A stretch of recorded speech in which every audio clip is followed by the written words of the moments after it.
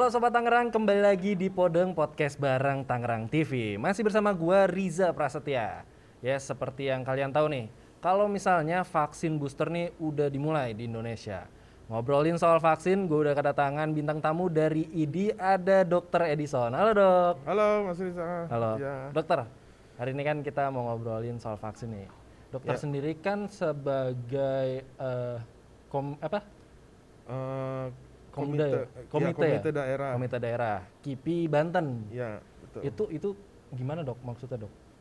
Jadi untuk program vaksinasi nasional di ada badan yang mengurus kejadian ikutan pasca imunisasi. Oke. Atau kita kenal simpelnya efek samping lah gitu. Semua efek samping dilaporkan di daerah melalui Komda KIPI, kemudian akan diteruskan ke Komnas KIPI. Jadi yang mengurusin kejadian ikutan pasca imunisasi. Oke Gitu. dok. Kita mulai dari awal dulu nih. Sebelum kita ngobrolin vaksin booster, kita mulai dari awal mula vaksin ada. Ini kan udah 1 tahun lah kurang lebih vaksin di Indonesia masuk, ya kan dok? Nah, aku penasaran nih dok. Dulu itu kan banyak banget isu-isu yang mengatakan, wah divaksin tuh jangan karena isinya ada ini, haram dan lain-lain. Sebenarnya vaksin itu isinya apa dok? Ya, baik. Jadi udah nggak terasa saat ini COVID sudah jalan hampir 2 tahun ya. Iya, hampir 2 Ya. tahun COVID sendiri. Jadi udah ulang tahun 2 kali nih. Waduh, bentar lagi. Ya, jadi merupakan pandemi yang pertama kali ditemukan di Wuhan ya, Cina tahun akhir 2019. Kemudian pandemi ini kan berkembang cepat sekali sehingga disebut pandemi itu karena antar negara sudah terlibat, terinfeksi. Hampir seluruh penjuru dunia ini terinfeksi oleh COVID. Yep. Dan seperti layaknya pandemi lain, memang selain obat kita harus punya vaksin. Karena kalau obat mengobati yang sakit, kalau vaksin mencegah yang sehat untuk jadi sakit. Gitu. Jadi kemudian karena saking cepatnya COVID berkembang, perkembangan vaksin pun Berkembangnya juga cepat harus ya, dok, cepat. Sedangkan untuk produksi vaksin itu memerlukan bertahun-tahun. Jadi ada tahapan-tahapannya. Jadi kalau tadi Mas Risa tanya vaksin itu apa, secara fisik vaksin itu dalam bentuk botol kecil gitu ya. Nah, isinya itu adalah antigen. Antigen itu adalah bagian dari virus atau mikroba yang kita suntik ke orang, nanti orang itu bentuk antibodi terhadap antigen itu.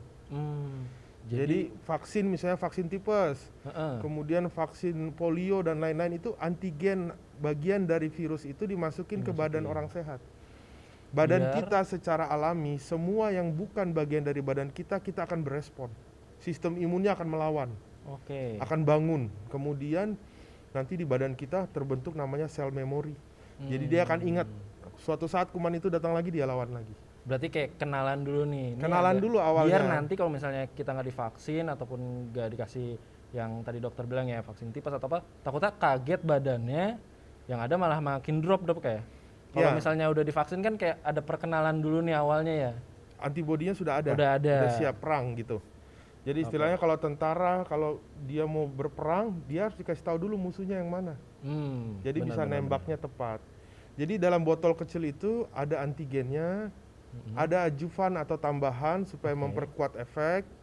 Ada juga pengawet, zat pengawet, dan sebagian besar ya isinya water, air. Gitu dalam satu vaksin. Nah, kandungan adjuvan dan pengawet ini tiap vaksin beda-beda.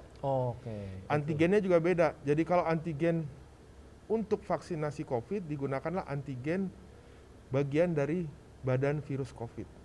Ini vaksin juga banyak jenisnya karena kandungan dan takarannya ya berbeda-beda nih. Berarti efek samping yang diberikan dari jenis-jenis vaksin ini juga akan berbeda-beda dok ya? Atau sama? Relatif sama. Relatif sama? Iya, tidak benar-benar sama tapi relatif ada sedikit perbedaan karena kandungan tertentu. Gitu.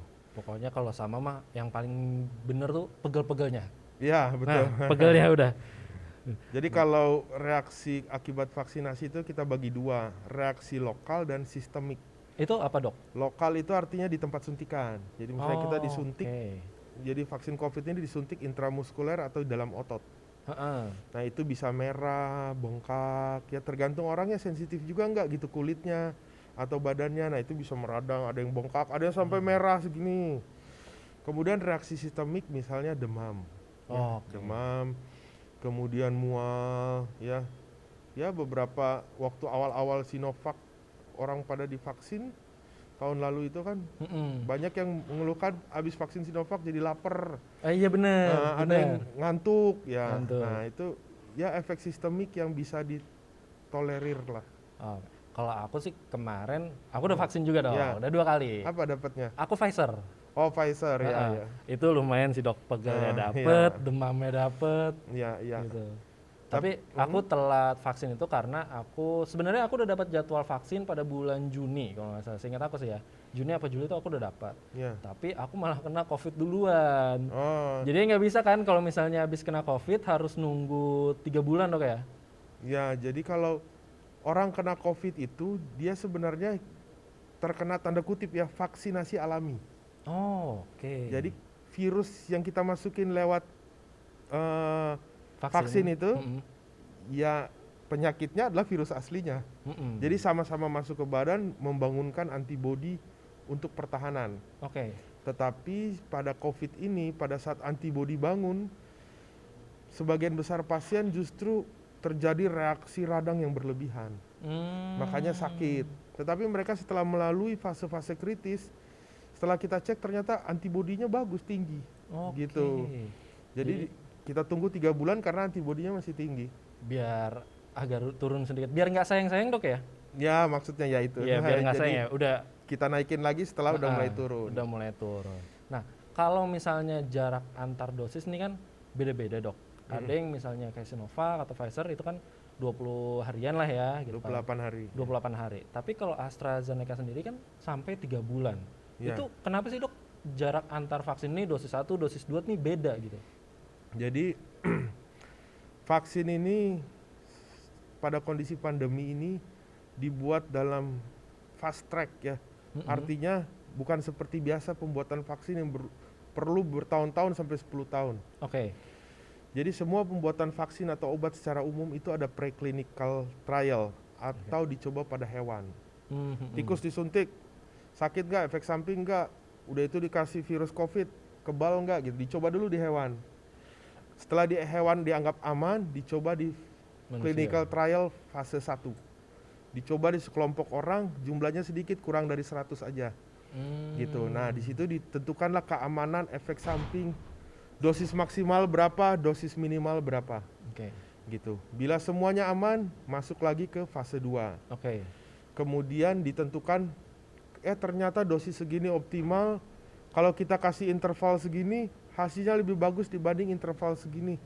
Nah, udah diuji di fase 2, fase 3 lebih memantapkan lagi.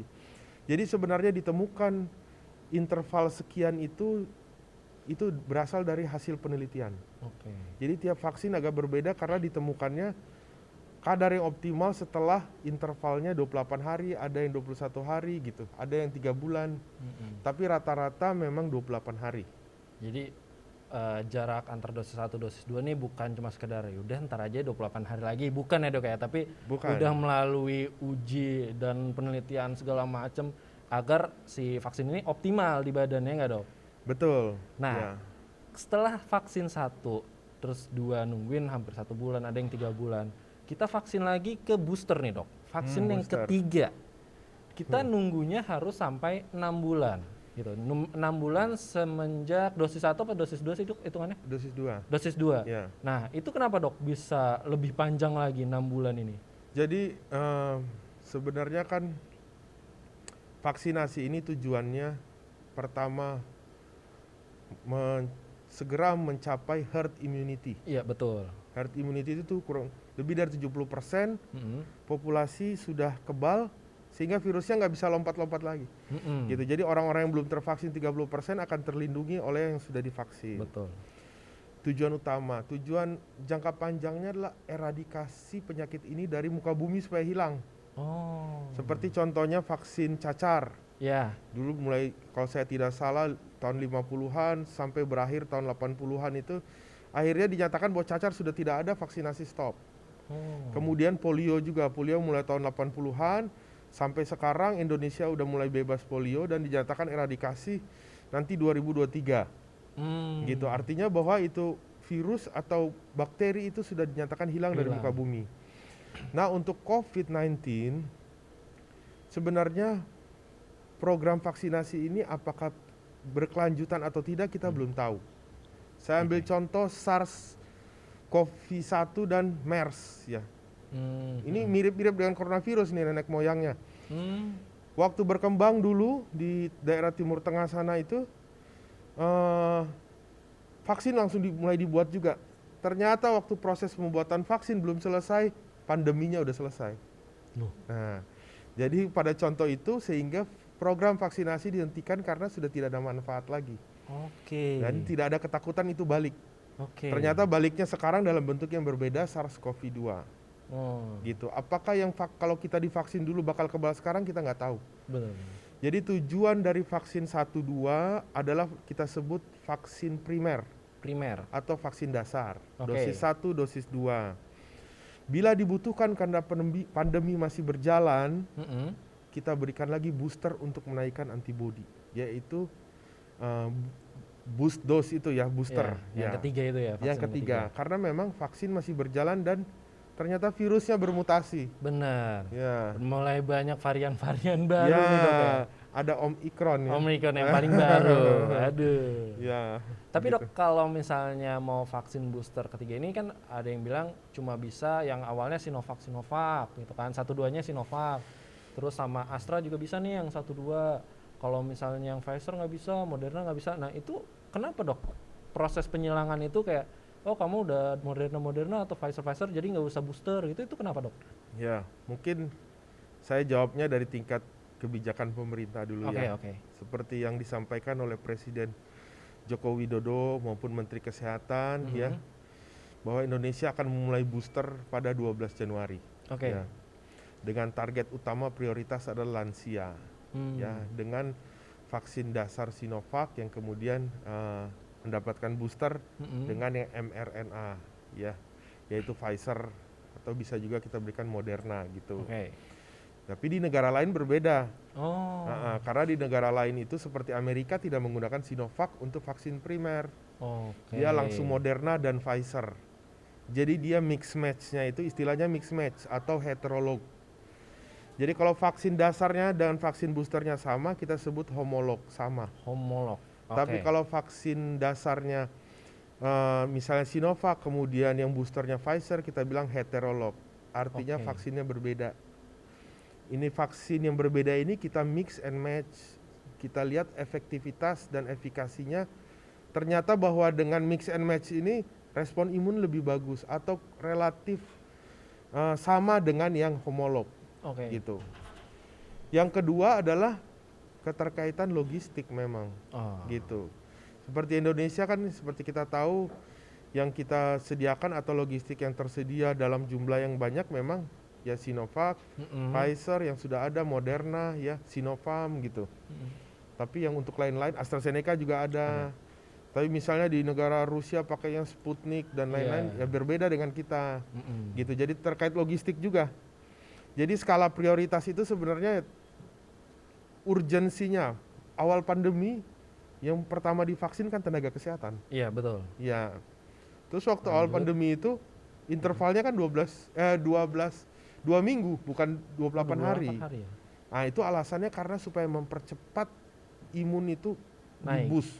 Betul. Dan semuanya tenaga kesehatan divaksin karena kalau garda terdepan udah tumbang, habis gitu. Pusing lah kita. Nah, kemudian berkembangnya vaksinasi secara reguler, kita mulai jalan, ternyata sudah ada warning varian of concern, yaitu Omicron. Jadi kalau dibilang VOC itu varian of concern, itu berarti variannya berbahaya nih, harus diperhatiin nih, harus hati-hati. Makanya kita mulai mengibarkan bendera booster nih. Gitu, jadi semua mulai di booster. Kalau logistik lengkap, Mas Risa, semua aja kita booster. Aman, pokoknya udah nggak langsung nunggu ya lansia dulu, ini dulu, nggak usah. Kita udah ngomongin serba-serbi vaksin, udah ngobrolin juga booster juga, vaksin booster. Nah, aku pengen nanya nih, kan banyak nih mungkin teman-teman di luar sana, Sobat Tangerang di luar sana yang belum vaksin 1 bahkan. Masih takut, masih bingung. Sebenarnya nih dok, kalau yang tadi kita obrolin, bagusnya ngambil vaksin yang mana sih dok? Karena kan banyak pilihannya, di Indonesia ini ada banyak pilihannya dok, khususnya di Kota Tangerang sendiri. Jenis apapun ya, jenis apapun diteliti dari penelitian dan rekomendasi dari ahli imunisasi di Indonesia bahwa jenis yang ada di kita dengan kombinasi mix dan match atau heterologus dapat meningkatkan respon imun yang baik. Ya. Jadi pokoknya Sobat Tangerang ini udah nggak perlu ragu lagi. Mungkin yang belum vaksin dosis 1 langsung aja vaksin. Mau yang mana terserah karena semuanya aman. Udah diuji, udah ada penelitiannya, aman, pakai banget pokoknya ya. Tambah lagi bisa menimbulkan imun tubuh yang baru lagi biar makin bagus. Dan yang intinya adalah nggak kena COVID ya dok ya. Bisa nggak kena COVID. Kalaupun kena, gejalanya nggak tinggi. Ringan. Kalau yang udah vaksin 1, vaksin 2, langsung aja booster. Betul. Nggak usah takut, nggak usah ragu. Pokoknya semuanya yang tadi kita obrolin itu udah teruji klinisnya, udah ada penelitiannya, ya nggak dok? Betul. Boleh dok, terakhir dok, ajakan buat masyarakat nih untuk segera vaksin dok. Ya, jadi marilah kita masyarakat ya segera untuk mengunjungi sentra-sentra vaksin baik milik fasilitas pemerintah, swasta ya, untuk segera mendapatkan vaksin. Saat ini sudah tidak sulit, ada aplikasi Peduli Lindungi, bisa mendapatkan tiket di situ. Jadi tidak perlu khawatir seperti awal-awal pandemi, vaksin sulit, sekarang sudah mudah dan pelaporan efek samping jadi lebih mudah, penanganannya lebih cepat. Betul. Sehingga tidak perlu ada kekhawatiran, sehingga bisa melindungi keluarga dan orang-orang yang kita cintai. Oke, itu dia sob. Segera vaksin biar keluarga kita di rumah dapat terlindungi dari virus COVID-19. Makasih banget buat Sobat Tangerang yang udah nonton episode kali ini. Jangan lupa saksikan terus Podeng setiap hari Kamis jam 7:30 malam hanya di YouTube Kota Tangerang. Gua Riza Prasetya pamit, Dr. Edison pamit. Sampai jumpa, dadah.